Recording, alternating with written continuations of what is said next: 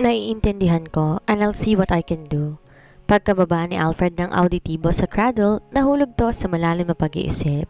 Mukhang problemado ito. Nasa ganoon tong kalagayan nang biglang bumukas ang pinto ng silid opisina. I told you to let me in. Naiiritang sumungaw si Megan sa opisina ng ama habang pinipigilan naman siya ng sekretary nito. Sir, sinabi ko nang ayaw niyo siyang makita pero nagpupumilit pa rin. Napatingin ng sekretarya kay Alfred, walang magawa. Iwanan mo na kami, Celine. Walang emosyong utos nito at hindi inaalis ang tingin kay Megan. Pagkaalis ng sekretarya, kahit na sino sa kanilang dalawa ng ama ay walang nagsasalita. Kapwa sila nakatitig sa isa't isa at nagpapakiramdaman. Nadagdagan na ilang gatla sa noo ang kanyang ama kung ikukumpara ng huli niya itong nakita. Masyado tong naging seryoso na tila hindi na marunong umiti. Mukhang di na rin to katulad ng dati na madali niyang mapasunod sa mga lambing niya kapag may ginusto siya. Matigas na ito ngayon? Anong kailangan mo? Kahit ang tinig ng ama salat sa emosyon. I came here to settle our misunderstanding, Papa. Hindi niyo ako pwedeng tikisin habang buhay. Mababa ang kanyang tinig at nasa mga mata ang determinasyon. There's nothing to settle. As far as I'm concerned, Megan, you may now leave. Marami pa akong gagawin. I am no longer your little girl na po pwede niyong utusan, Dad. I've already grown into a woman. Marami na rin ang nabago sa akin. Really, Megan? That I have to see for myself. Hindi kaya tulad ka pa rin ng dati. Gagawin ko anong maisipan at walang pakialam kung mabigyan man ako ng kahiyan? Namula ang dalaga sa sinabing yon ng ama. You are unfair, Dad. Sinusumbat niyo pa rin sa akin ang nangyari 8 years ago. And what is fair, Megan?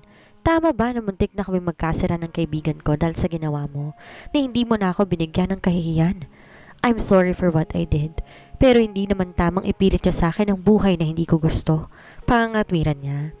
Masaya ako sa pinili kong buhay sa bahay kaysa sa buhay na gusto niyo para sa akin noon at hanggang ngayon wala akong pinagsisisihan. At nagmamalaki ka pa sa akin ngayon. Di na nakataas na magtaas ng boses si Alfred. Napatayo ito sa kinaupuan. Hindi ako nagmamalaki sa inyo. I'm just giving my side. Wala sa loob na nasa po niya ang noo. Mukhang mahihirapan yata siyang paliwanagan ang ama. Mahal na mahal niya ang ama at hindi niya gusto na magtalo sila nito sa unang pagkikita nila pagkatapos na 8 taon. Once I have been your little girl, Dad. Pero hindi ibig sabihin nun kailangan niyong hawakan ng buong buhay ko. Di niya binigyan ng ama ng pagkakataon na makapagsalita. Nung sabihin niyo sa akin na tinakda ninyo ang kasal ko nang hindi ko alam at sa isang lalaki pang hindi ko gusto, hindi man lang ninyo ako kinonsulta kung anong plano ko para sa sarili ko. Mataas ang pangarap ko noon at malayo pa sa isip kong pag-aasawa, lalo na tingin ko rito ay napakasagradong bagay. Kung mag-aasawa ko, mas gusto ko sa lalaking mahal ko at hindi yung ipinipilit lamang sa akin. But all I want for you then is to give you the best. Pagtatanggol ng ama niya sa sarili. I know that, Dad. Pero iba ang gusto ko noon. Hindi ko gustong mabuhay sa isang kasal na magpapako sa akin sa bahay habang nag-aalaga ng mga anak at naghihintay kung kailan darating ang asawa. Ang gusto ko yung buhay na may napapatunayan ako sa sarili ko. Magtagumpay sa pinili kong karera, mabuhay sa sarili kong pamamaraan. Naiintindihan niyo ba ako? No, I don't. Matigas sa tangge ni Alfred na patuloy sa pagmamatigas. Ganyan ba ang mga katwirang itinuro sa iyo ng pag-aaral mo sa Maynila at pagtatrabaho mo sa ibang bansa, ha? Mabuti pa yata hindi na kita pinag-aral noon. Napamaang siya. Kilala niya ang ama. Kailanman hindi niya natatandaan na sarado ang isip nito. Kaya nga gano'n na lamang ang lakas ng loob niya na sugurin to sa opisina para makipaglinawan. Pero hindi niya inaasahan to. Daddy, you don't mean that. This isn't you. Of course this is me. Sa tingin mo ba hindi ko alam ang sinasabi ko? Gustong mainis na lumapit ng ilang hakbang si Alfred sa kanya. Megan, 8 taon akong naghintay na umuwi ka at magpaliwanag ka sa ginawa mo noon, but you never did. At ano sa tingin mo ang gagawin ko sa tawag at sulat mo when what I needed was my daughter in flesh? And then here you are, biglang susugod sa opisina ko. Ngayong kasasabi ko lang na hindi kita gustong makita? Daig pa niya ang tinamaan ng kidlat sa konsensya. Yes, 8 taon din na'y tinikis niyang ama. Sa pagbabaka sakaling ma-realize ito ang pagkakamali tulad kung paano niya pinagsasihan ng sa kanya, but it seemed she overdid it. Nalibang siya sa karir niya at di niya napansing mas marami na siyang pagkukulang at pagkakamali. Daddy, I'm sorry. Hindi ko yun sinasadya, sambit niya. At tinangkang hawakan ng ama. Ngunit umiwas ito. Daddy, hindi ganon kadali ang lahat, Megan, and I think it's about time that I teach you a lesson. Na dapat ay noon pa para hindi na humaba yung sungay mo. Bumalik at naupo si Alfred sa swivel chair nito. What lesson? Kahit kailan hindi siya pinalo o pinarusahan ng ama sa anumang kasalanang nagawa niya noon. Saglit na hindi kumibo si Alfred, matiim ulit siyang tinitigan ito. Waring gusto nitong arukin ang buong pagkatao niya. Hanggang kailan ka mananatili dito sa Pilipinas? Matagal. Dito ko balak ay pagpatuloy ang mga natutuhan ko. Sagot niya na nagpakunot ng noo ng ama. May nakita ka na bang trabaho? Kung meron na, mabuting kanselahin mo. Wala pa, Daddy, but I don't understand. May kaibigan akong doktor, tumawag sa akin kanina. Mabilis na putol ni Alfred. Kumuha ito ng papel at may isinulat doon. Sinabi niyang umalis na naman ang nurse na kinuha niya para sa kanyang pasyente. Gusto kong ikaw ang pumalit? Anong kaso? Lalo siyang nagtaka. Bakit naman bibigyan siya ng ama ng trabaho kung galit pa rin ito sa kanya? 9 na buwan na ngayon nakakaraan ng maaksidente ang pasyenteng sinasabi ko at ngayon nakakulong sa wheelchair. Gusto ko na ikaw ang mag-alaga sa kanya hanggang sa muli siyang makalakad. What? Malakas niyang bulalas. Nasa mukha ang malaking pagtanggi. May pag-asa pa ba siyang makalakad? May posibilidad kaya hanggat hindi siya nakakahakbang, mananatili ka sa kanya. At makakabalik ka lang kung nakakalakad na siyang muli. Saka kita patatawarin at tatanggapin sa pamamahay ko. But Daddy, tinatanggihan mo ko, Megan? Halos gumawa na isang linya ang pagsasalubong ng mga kilay ng ama. Sabihin mo kaagad, Iha, nang makahanap ka kaagad ng pansamantala mong tutuluyan. Tinawag siyang Iha ng ama. Ngunit binantaan naman siya nito at ano pa nga bang pipiliin niya kung di tanggapin ang kondisyon nito para maibalik lamang ang dati nilang pagtitinginan. I'll do it, Dad. Pasya niya ngunit hindi makangiti. I know you will do it. Mula sa pad na sinulatan nito ay pinalis itong isang pahina at ibinigay sa kanya. Here, narito ang pangalan at address ng magiging pasyente mo. Itatawag ko na lang sa kaibigan ko ang pagdating mo. Kinuha niya ang papel at binasa ang nakalagay doon. Lalaki ang pasyente niya, Marcos de Silva, nakatira sa San Vicente sa dati niyang bayan. Kaano-ano kaya ito ni Alexander? Alam niya, nag-iisang anak lang si Alexander kaya maaari na pinsan nito ang lalaki o baka naman isang malayong kamag-anak. Subalit kahit ano pa, anong pakialam niya? Ang importante ay makalakad kagad ang lalaki kung gusto niya na tanggapin siyang muli ng ama. When will I start, Dad? The sooner the better, Megan. Walang anuman ay binaling ni Alfred ang pansin sa mga papeles na nasa harapan nito. You may go now. Paglabas ni Megan, saka lamang nagangat ulit ng ulo si Alfred. Sinundan nito ng tingin ang nilalabasan niya, tsaka tila hapong napasandal to sa upuan. Kung ano man ang iniisip nito, ito lamang ang tayong nakakaalam. Ano? At tinanggap mo naman ang kondisyon ng ama mo. Nagkakandadilat ang mga mata ni Nanay Maria pagkatapos itong marinig ang tungkol sa kasunduan nilang mag-ama. Wala akong pagpipilian, Nanay Maria. Kailangan kong gawin yon. Aniya habang patuloy sa pagbabalik ng mga damit niya sa maleta. Pero Iha, isa yung malaking kalokohan. Kadarating mo lang dito, aalis ka na naman kaagad? Hindi ka ba napapagod yan? At pupunta ka pa sa taong yun na hindi mo kilala, kung mapano ka doon? Noon po ang aalagaan ko, Nanay. Ano naman ang gagawin niya sa akin? Natatawa siya ngunit alam niya na hindi yun umabot sa kanyang mga mata. Naku, bahala ka na nga. Pareho lang kayo ng daddy mo matigas ang ulo. Mukhang sa kanya ka nagmana. Tinapos niya na ang pag-iimpake ng mga gamit at isinara na niya ang maleta. Pagkatapos naupo siya sa tabi ni Nanay Maria at inakbayan to. Talaga bang wala kayong nakikilalang Marcos de Silva na taga San Vicente? Si Alexander ang kilala ko pero walang Marcos, giit nito. Baka isa siya sa mga malayong kamag-anak ni na Alexander. Siguro nga. Aniya na nagkibit balikat. Baka katulad din ni Alexandra. Mahina ang loob at patpatin ang Marcos na iyon. Pruweba na ang karawagan nito para hayaan na lamang ang sarili na makulong sa sila na digulong. Sa pagkakaroon ng bahay sa Maynila, akala niya matatagalan pa siya bago makadalaw man lamang sa San Vicente. Ngunit wala pa siyang 3 araw sa Pilipinas ay nakabalik na kagad sa kinalakyan niyang bayan.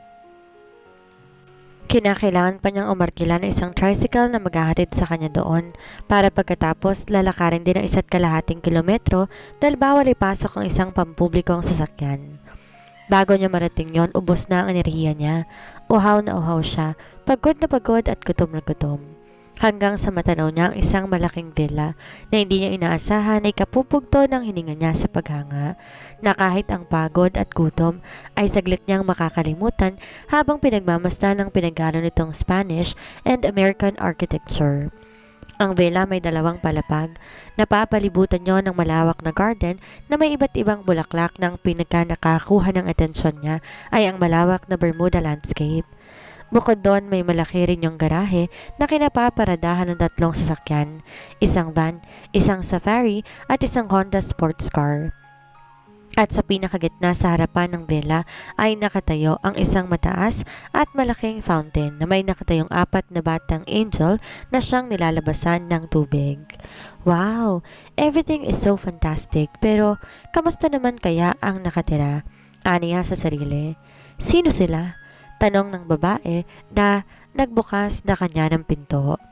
Kung bisita ho kayo ni Sir Marcos, mabuti ho na bumalik na lamang kayo sa iba hong pagkakataon. Ayaw ho niyang tumanggap ng bisita. May katabaan ng babae sa edad niyang sa tansya niya, mahigit na 40.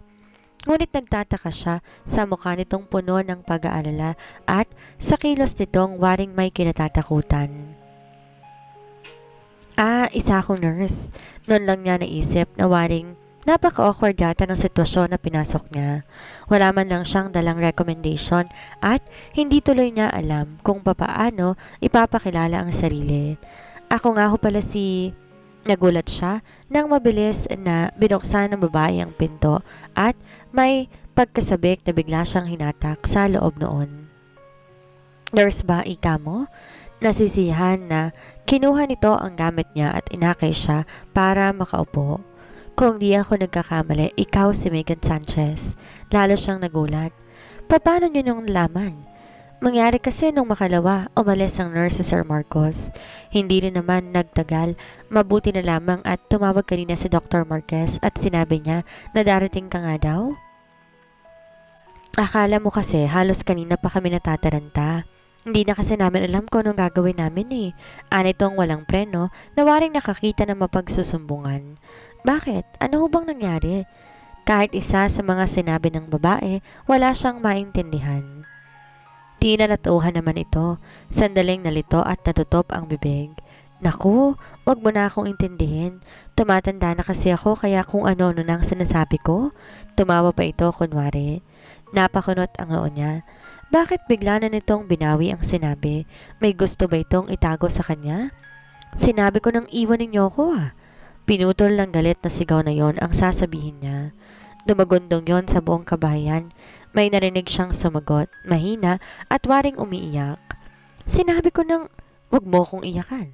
Ano ba ang nangyayari? Nagtatanong ang mga mata na tumingin siya sa babae. Mas matindi na ang pag-aalala nito. Naku, wag mong intindihin yon. Halos mamilipit ang mukha nito sa pagpipilit ng umiti. Huwag kang mag-alala, mababait naman ang mga tao dito. Pero dyan ka lang at huwag kang aalis. Kahit anong marinig mo, huwag kang aalis. Pagkatapos na mahigpit na bilin na iyon ay bigla siya nitong iniwan bago pa man siya makapiyok. Nalilitong ginala ni Megan ang tingin sa kabuuan ng bahay.